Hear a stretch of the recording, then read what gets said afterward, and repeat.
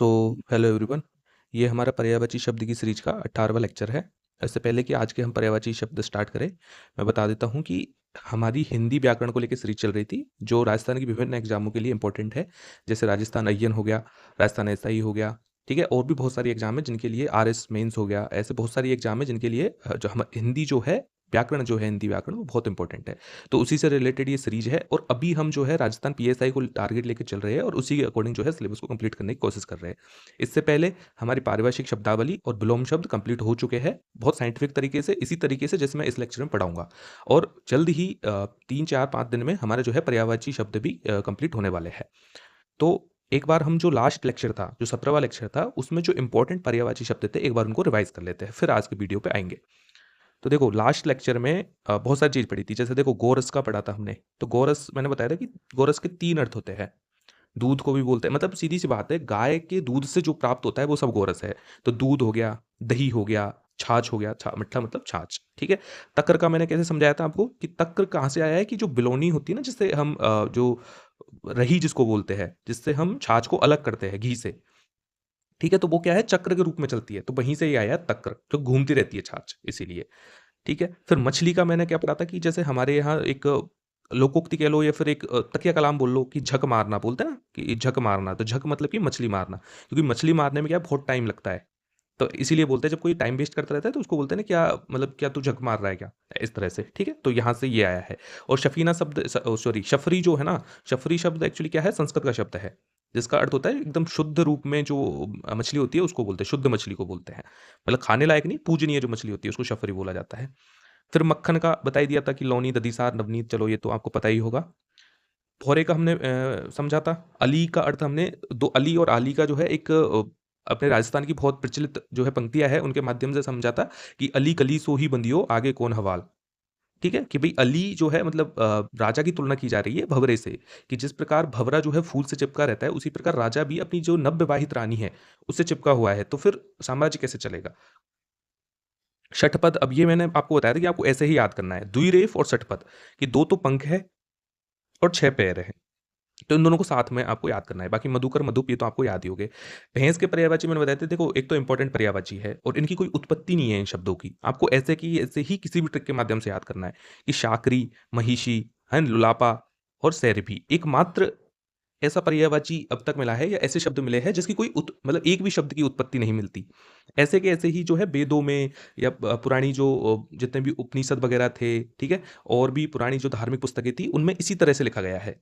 कोई अर्थ नहीं है। बाकी अर्थ निकालना चाहे तो शैर भी, सौरभ से, सौरभ का मतलब क्या होता है, गंध होता है, तो शैर भी, ठीक है। तो गंध से युक्त जो होती है, भैंस, ठीक है। लुलापा, महिषी और कास्त्री। तो कास्त्री, महिषी, लुलापा और सैरभी, इसको आपको ऐसे के ऐसे ही रट लेना है एकदम, सारे के सारे शब्द, ठीक है। भूख का तो पता ही है, भुक्षा होता है, क्षुधा होता है एक्चुअली, है ना। तो क्षुधा का ही अर्थ ये है, भूख। भीष्म के पर्यायवाची बताते कि गंगा पुत्र के कारण इनको गंगे बोला जाता है, तो गंगा से संबंधित जो भी है वहां से ये आ जाएगा। ऐसे पितामह ब्रह्मचारी आपको पता है। फिर क्या पढ़ा था हमने, ब्राह्मण के पते थे कि भाई द्विज शब्द जो है ना ये बहुत बार आ चुका है। द्विज का मतलब दांत भी होता है, पक्षी भी होता है और ब्राह्मण भी होता है। ये तो आई थिंक मैंने ये 11वीं बार या फिर 12वीं बार पढ़ा रहा हूँ आपको इसी पर्यायवाची शब्द के दौरान, कि द्विज क्यों बोलते हैं, है ना। तो ये तो आपको ध्यान रखना ही है। फिर ब्रह्मा के पर्यायवाची पढ़े थे कि भाई नाभिज मतलब कि विष्णु भगवान की नाभि से उत्पन्न हुआ है, चतुरानन, 4 मुख वाले। आत्मभू, आत्मभू एक्चुअली सारे जितने भी देवता है ना उनको बोल सकते हैं। शिव भगवान हो गए, शंकर और विष्णु भगवान हो गए, ब्रह्मा जी हो गए, और भी सारे, क्योंकि वो किसी से उत्पन्न नहीं है। आत्मभू मतलब खुद से ही प्रकट हुए हैं, खुद ने खुद का जन्म किया है, एक रूप ने दूसरे रूप का जन्म किया है, ऐसे। बिरंची कैसे बताया था कि बिरंची मतलब कि संसार की रचना करने वाला, ठीक है। तो इसके इसलिए बिरंची बोलते हैं उनको, ठीक है। फिर हमने पढ़ा था बैल, बैल के ऋषभ, ऋषभ ये बताया था, और ये बताया था कि पुंगब, पुंगब बकर, कि भाई एक बैल कैसा लगता है, कि भाई बड़ा बकरा हो कोई, ठीक है। तो इसलिए पुंगव बकर इसके माध्यम से समझाया था मैंने आपको। बुद्धि, धी, प्रज्ञा, ये तो पता ही होगा, है ना। फिर हमने पढ़ा था बिजली के, देखो बिजली के पर्यायवाची पद्धति दामिनी पढ़ा था, तो मैंने उसी टाइम बताया था आपको आपको जो है ना मालिनी, सॉरी कामिनी और यामिनी से कंफ्यूज नहीं होना है, क्योंकि कामिनी और यामिनी जो है ना, इन दोनों का अर्थ क्या है, स्त्रियों के पर्यायवाची है, ये स्त्री या नारी के पर्यायवाची है। क्या है, कामिनी और यामिनी, ये दोनों स्त्री के पर्यायवाची है। और दामिनी जो है वो तड़ित है, तड़ित मतलब कि बिजली, है ना। और सौदामिनी वही से आया है। फिर बाण के पर्यायवाची पढ़े थे, जैसे हमने धनुष का पर्यायवाची पढ़ा था तो विशाख आसन पढ़ा था, तो वहीं से हमने एक बार समझा था कि विशाख का मतलब होता है बाण, तो बाण का जो आसन है वो तो हो गया धनुष, और तो विशाख का अर्थ क्या हो गया बाण। फिर मैंने बताया था कि आसुक का अर्थ क्या होता है, आसु मतलब तीव्र गति से गमन करने वाला, तो तीव्र गति से गमन करने वाला, है ना। फिर मैंने आपको बताया था, इसकी ट्रिक बताई थी कि भाई नाराज और सायक, है ना, कि भाई कोई बंदा है वो शायद नाराज है। एक स्टोरी भी मैंने आपको बताई थी कि भाई आप किसी ट्राइब की जगह पे जा रहे हो, ठीक है, ट्राइबल जगह पे जा रहे हो, फिर अचानक जैसे नॉर्थ सेंटिनेंटलीज की मैंने बताई थी, नॉर्थ सेंटिनेंटल जो आइलैंड है उसके जो जनजाति है उनकी बताई थी कि आप मान लो वहाँ पे जा रहे हो, तो वो क्या आप बाण चलाने लगे, तीर चलाने लगे, तो आप क्या बोलोगे कि शायद भाई ये नाराज है, तो सायक और नाराज ऐसे आप इसको याद करोगे, ठीक है। बहेलिया, बहेलिया का मतलब आखेटक होता है ना। बहेलिया मैंने समझाया था कि जो बहलाने वाला, ठीक है, ऐसे ये था। फिर बसंत के कुछ पर्यायवाची थे, ये इंपॉर्टेंट थे, ये बताया था कि यूपीएससी सीएससी का जो हिंदी कंपलसरी का जो पेपर होता है, जो अनिवार्य हिंदी होती है, उसमें आया था अभी ये पर्यायवाची, है ना। तो इसके बहुत अच्छे अच्छे पर्यायवाची थे, हमने पढ़े थे। और तो इतना कोई कोई है नहीं कि आपको जो याद करने की आवश्यकता पड़े, जो थे जैसे ये एक रेवती रमन भी याद कर लेना कि रेवती जो है बलराम की स्त्री का नाम था रेवती, और मूसली भी इसलिए बोलते हैं क्योंकि जो हल है उसमें एक साइड में तो हल होता था, दूसरी साइड में मूसल की तरह काम करता था। मूसल मतलब कि अनाज कूटने का एक साधन, ठीक है। तो ये कल के पर्यायवाची थे, कल वाले लेक्चर के, जो हमने रिवाइज कर लिए हैं। अब अ, ये वाला लेक्चर स्टार्ट करते हैं।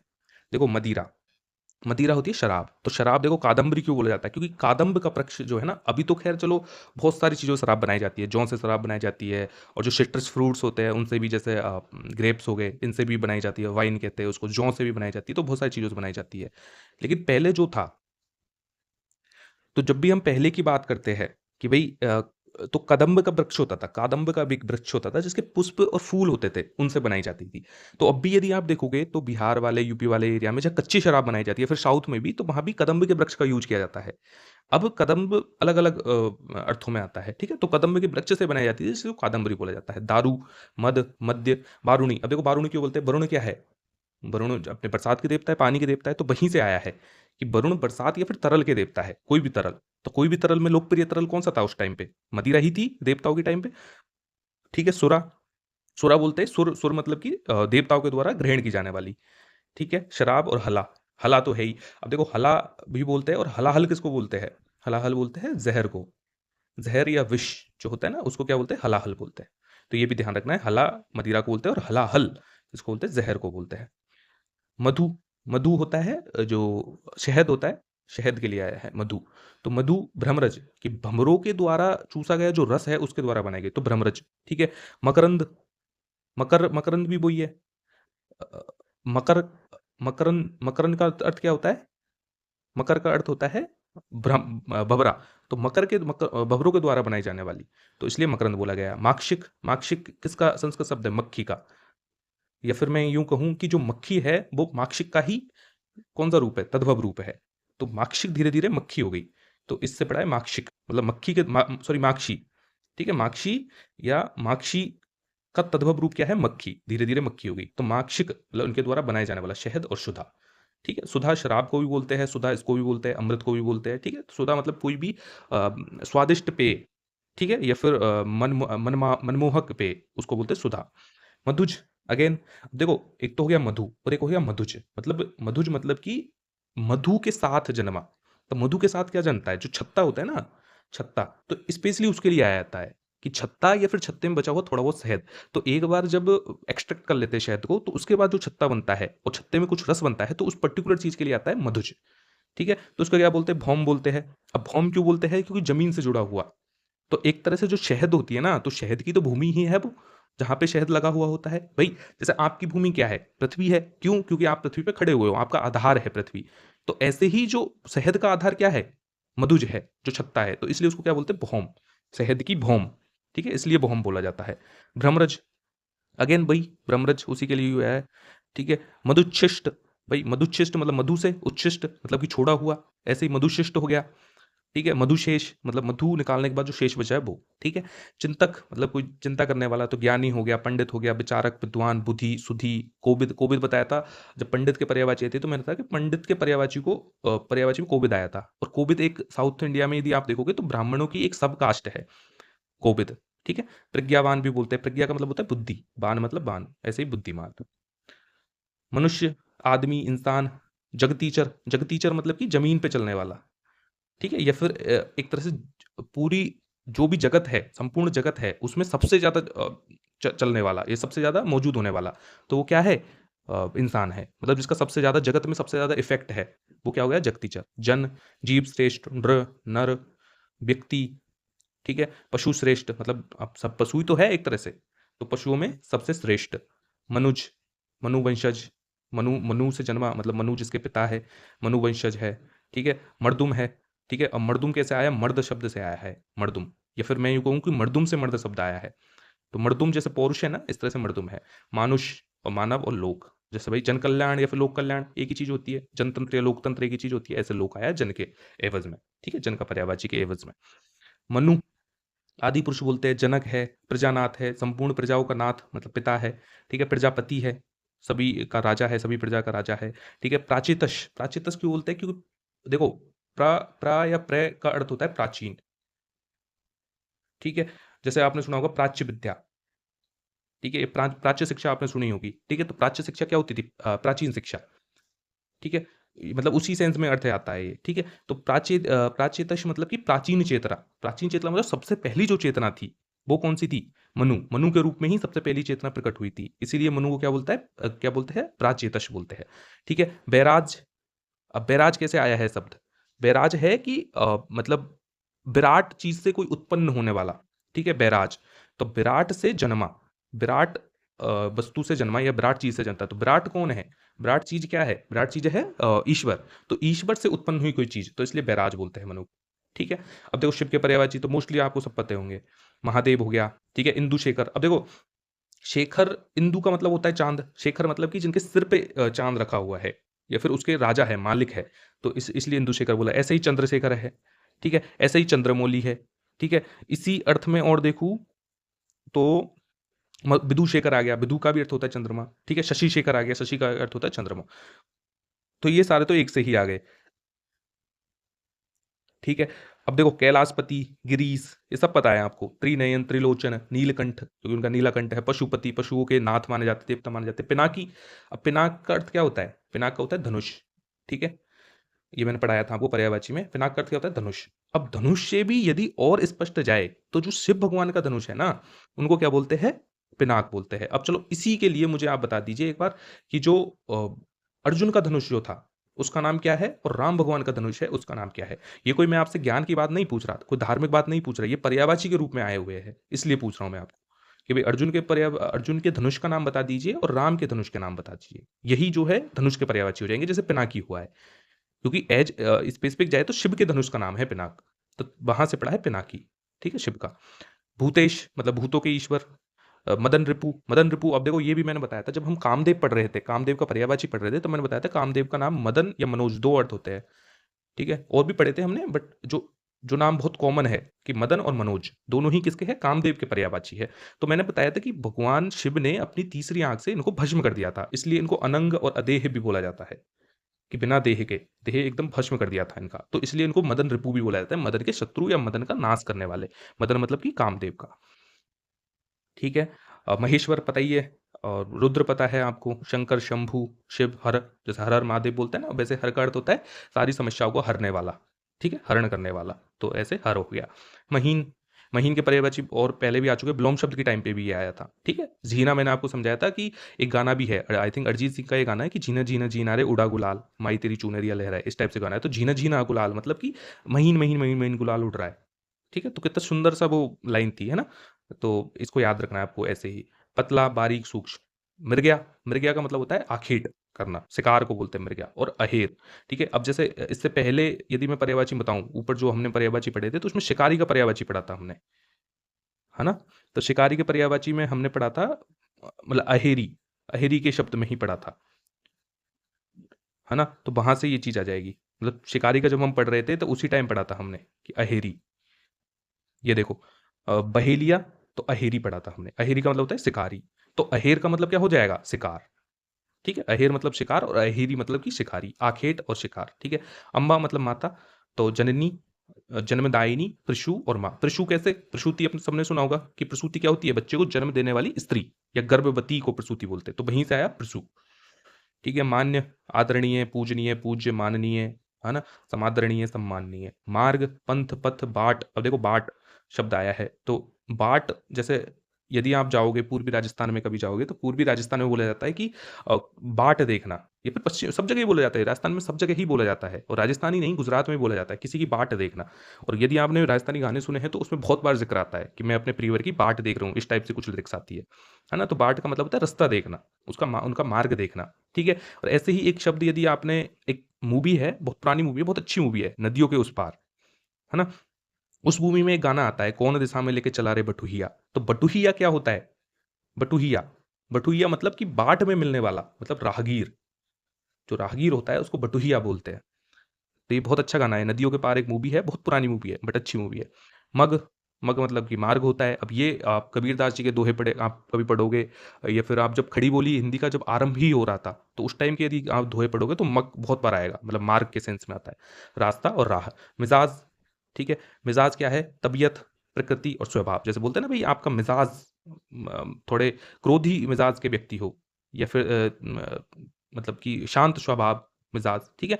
आप लोकल ट्रेन यदि किसी ने बैंड का नाम सुना हो तो उनका एक गाना भी है मिजाज, ठीक है? बड़ा सुंदर गाना है, उसके जो लिरिक्स है वो बहुत बढ़िया है, आप सुनना। यदि आपको मोटिवेशन की कमी आए कभी, तो एक बार मिजाज गाना आप सुन के देखिएगा, आपको मोटिवेशन मिलेगा। मित्र, दोस्त, मीत, संगी, सखा, सपक्ष। सपक्ष मतलब हमेशा हमारे पक्ष में रहने वाला, ठीक है? अब दोस्त ऐसे ही होते हैं, चाहे आप कुछ भी कर लो, आप किसी भी स्थिति में फंस जाओ, जो असली दोस्त है। बाकी जो राह चलते मिलते हैं, राहगीर है, उनकी तो बात नहीं कर रहा मैं, बट जो असली में दोस्त है वो हमेशा आपके पक्ष में रहेंगे, ठीक है? आप सही हो, आप गलत हो, उनका काम है आपका पक्ष लेना, तो वही सही सच्चे मित्र होते हैं। सहचर, सहृदय और साथी। मुकुर, मुकुर देखो आईना, दर्पण और शीशा। अब मुकुर और मुकुल में आपको कंफ्यूज नहीं होना है, ठीक है? मुकुर का है आईना, ठीक है? और मुकुल का अर्थ क्या है? जो कली होती है, कॉम्पल होती है, कॉम्पल जो होती है उनको बोलते हैं मुकुल, ठीक है? मुक्त, आजाद, खुला, छूटा, स्वच्छंद, स्वतंत्र। मुक्ति, मुक्ति मतलब कि जो निर्वाण जो मिलता है उसको बोलते हैं। जो निर्वाण है, कैवल्य है। कैवल्य, बुद्ध जो बुद्धिज्म है उसमें और जैनिज्म है, इन दोनों में ही कैवल्य शब्द का बहुत यूज किया है। और स्पेशल मैं बताऊं तो जैन धर्म में कैवल्य शब्द का यूज किया गया है, और जो बौद्ध धर्म है वहाँ निर्वाण का यूज किया गया है, और जो हिंदू धर्म है वहाँ पे मोक्ष का यूज किया गया है ना? ऐसे ही परम धाम, परम पद, सदगति। सदगति आप पढ़ना कभी, आई थिंक प्रेमचंद्र जी की कहानी है एक, सदगति बहुत सुंदर कहानी है, ठीक है? उसको पढ़ना, बहुत अच्छी कहानी है। ऐसे ही अपवर्ग। अपवर्ग मतलब कि अप और वर्ग। अप मतलब कि दूर जाना। मैंने बताया था कि अंग्रेजी का जो अप है और हिंदी का जो अप है दोनों उल्टा है। अप का मतलब नीचे होता है, जैसे उसमें देखेंगे तो अप का मतलब ऊपर होता है ना अंग्रेजी में, यहाँ पे होता है नीचे, नीचे या फिर दूर जाना, मतलब कि छोटा होना, कम होना। तो अपवर्ग मतलब कि सामान्य चीज से दूर जाना। ये जो जन्म मृत्यु का जो चक्र है, वर्ग है, उससे दूर जाना, इसलिए अपवर्ग भी बोला जाता है मुक्ति को। मुख, आनन, चेहरा, मुख, मुंह, मुखड़ा और बदन। बदन और बदन ये बहुत बार बता चुका हूँ कि बदन का मतलब होता है देह, चिरा हुआ होता है, और वदन का मतलब होता है मुख। मुग्ध, जैसे वो बोलते हैं ना कि भाई मैं तो आपको देख के मुग्ध हो गया, ठीक है? कोई भी एक कोई पर्सन है, पर्टिकुलर पर्सन है, वो अपने को ऐसा लग जाता है कि हम उसको देख के बस मंत्र मुग्ध हो जाते हैं। एक शब्द भी है मंत्र मुग्ध। मंत्र मुग्ध, मंत्र मुग्ध मतलब ऐसे हो गया जैसे मंत्रों से कोई बस में आ जाता है, कि जिस प्रकार मंत्रों से कोई किसी को बस में कर लेता है, प्राचीन काल की बात बता रहा हूँ, तो उसी प्रकार से उसको देख के उसके सौंदर्य से ऐसे मंत्र निकले कि भाई हम मंत्र मुग्ध हो गए। तो मुग्ध हो जाना, आकृष्ट हो जाना, आसक्त हो जाना, तल्लीन हो जाना, मोहित हो जाना, और लुब्ध हो जाना, ठीक है? मुनि, तपस्वी, तापस, योगी, व्रती, व्रत रखने वाला, साधु। मुर्गा, अब देखो मुर्गा के भी बहुत बढ़िया पर्यायवाची है। देखो कैसे कैसे वो आ गया है कि मुर्गा के पर्यायवाची पढ़ने पड़ रहे हैं हमको, ठीक है? हालांकि वो भी एक प्राणी है, बहुत अच्छा सुंदर प्राणी है, पर कुछ लोग उसको बेचारे को खा जाते हैं, वो बहुत गलत चीज है। अरुण शिखा, अरुण शिखा का मतलब होता है लाल। शिखा, शिखा का मतलब देखो, शिखा मतलब होता है कलंगी। शिखा, है ना? चूड़, चुर, चूर, चूड़, ये सब एक ही है, कलंगी।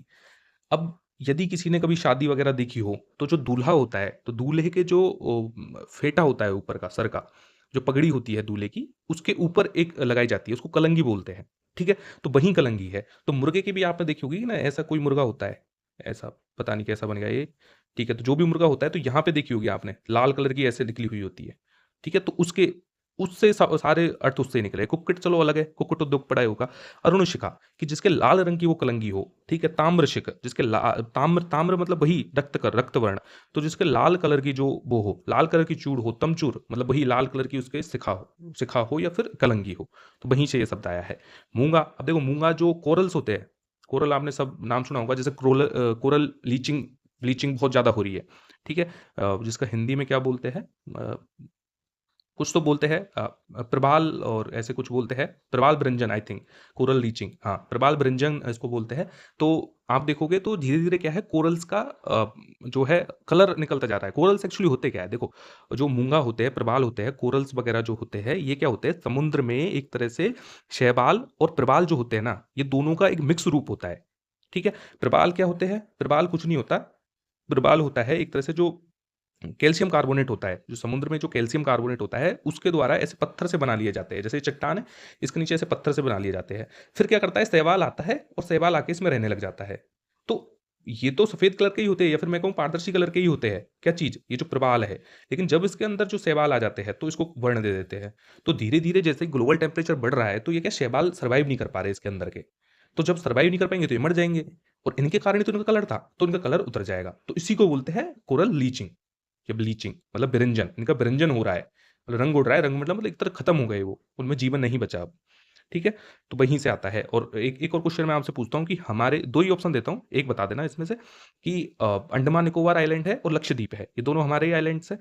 इनमें से कौन सा जो है कोरल से बना है, और कौन सा, और एक तो कोरल से बना है और दूसरा किस चीज से बना है, चलो ये बता दीजिए। क्या हिमालय से बना है, क्या हिमालय से बना है, तो हिमालय की कौन सी शाखा है जो म्यांमार से होते हुए नीचे आ रही है, जिससे इसकी उत्पत्ति हुई है, ठीक है। ये थोड़ा जीएस का, ज्योग्राफी का, फिजिकल ज्योग्राफी क्वेश्चन है, और आप थोड़ा रिसर्च कीजिएगा, क्योंकि बिल्कुल कोई संदेह नहीं है कि कब क्वेश्चन आ जाए किस जगह, ठीक है।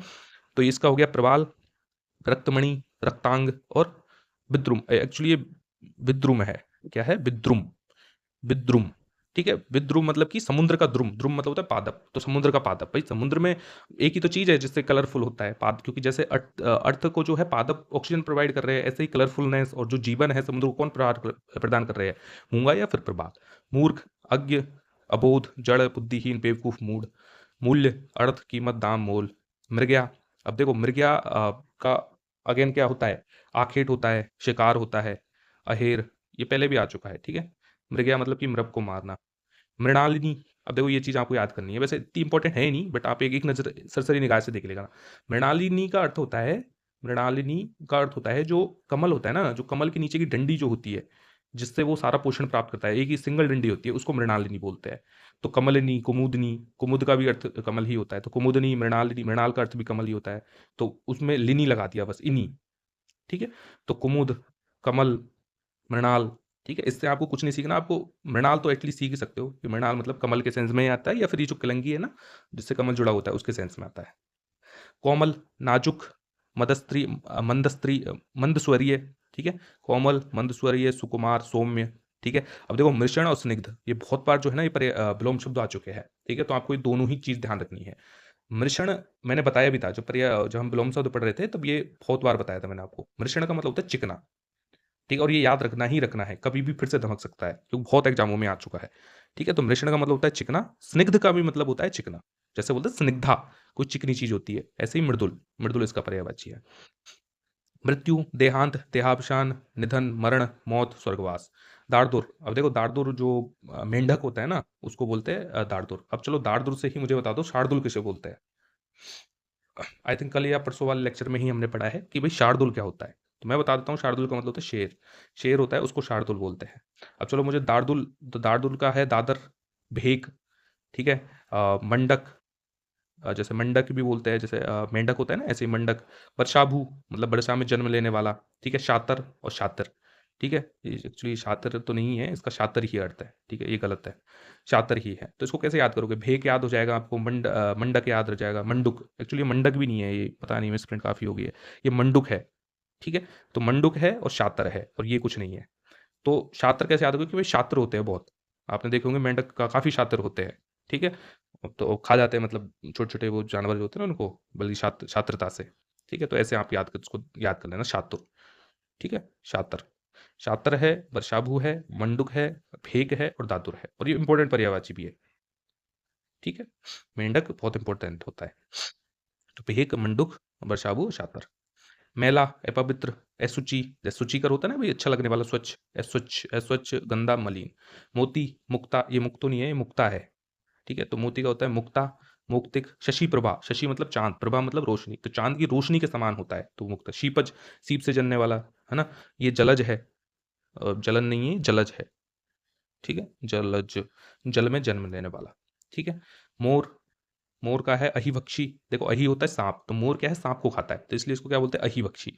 कलापी, अब देखो कलाप इससे पहले एक और जगह आया है, आप मुझे बताइए किस जगह आया है कलाप। ठीक है, एक पोज कीजिए, पूरे वीडियो को पोज कीजिए और आप सोचिए कलाप किस जगह आया है, क्योंकि एक्टिव रिकॉल बहुत ज़्यादा इंपॉर्टेंट है।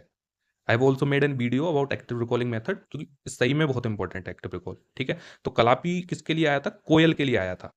ठीक है, तो अब दूसरी बार किसके लिए आता है, मोर के लिए आ रहा है। ठीक है, तो ये ध्यान रखना है। केकी मोर को ही बोलते हैं। नीलकंठ, क्योंकि नीलकंठ होता है। मयूर है। शिखी, शिखी क्यों बोलते हैं, क्योंकि इनके जो किलंगी होती है ना, वही इनके माथे में भी वो किलंगी होती है, इसी कारण इनको शिखी बोलते हैं। सारंग, अब चलो सारंग के बता दो। सारंग इससे पहले 2 बार आ चुका है। घोड़े के लिए हमने पढ़ा था सारंग। ठीक है, और किसके लिए पढ़ा था हमने सारंग, हिरण के लिए हमने पढ़ा था सारंग। और ये वाला किसके लिए है, मोर के लिए है। ठीक है, तो यहाँ से देखो सारंग के 3 पर्यायवाची मिलकर हमको कलापी के 2 पर्यायवाची मिल गए, और कलापी बताया भी था ने, कलाप करने वाली, मतलब कि बहुत सुंदर सी आवाज निकालने वाली। ठीक है, उनको क्या बोलते हैं, कलापी। तो मोर और कोयल दोनों ही बहुत सुंदर आवाज निकालती है, इसलिए कलापी बोला जाता है। तो ये आज के हुए पर्यायवाची, और बहुत इंपॉर्टेंट, बहुत ही सुंदर पर्यायवाची थे, और कुछ कॉन्सेप्ट भी हमने साइंस के देखे। ठीक है, तो आई होप कि आपने अच्छे से लिखे होंगे ये। ठीक है, और अच्छे से जहाँ भी कॉपी में लिख रहे हो आप, वहाँ पे और लिखिए इन्हीं चीज़ों को, और जैसे मैं बता रहा हूँ, जैसे मान लीजिए सारंग के मैंने 3 पर्यायवाची बताए, तो इनको एक साथ लिख दीजिए, ताकि कन्फ्यूजन हो, और अभी हो, और अभी कन्फ्यूजन क्लियर हो जाए, ताकि एग्जाम में जाके आपके मार्क्स ना कटे।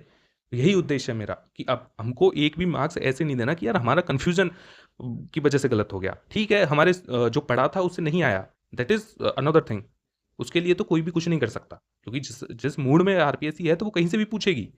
वो तो कल को जूते का पर्यायवाची पूछ लेगी। ठीक है, वो तो कल को किसी भी चीज़ का पर्यायवाची पूछ लेगी। ठीक है, तो वो चीज़ अलग है, छिपकली का पर्यायवाची पूछ लिए, है ना, पर वो चीज़ अलग है, लेकिन एटलीस्ट जो हम पढ़ रहे हैं वो तो इतनी क्लियरिटी से याद होनी चाहिए कि वो तो गलत हो ही ना। ठीक है, तो ये चीज़ इंपॉर्टेंट है। तो ये आज का लेक्चर खत्म होता है, मिलते हैं अगले वीडियो में, तब तक के लिए थैंक यू।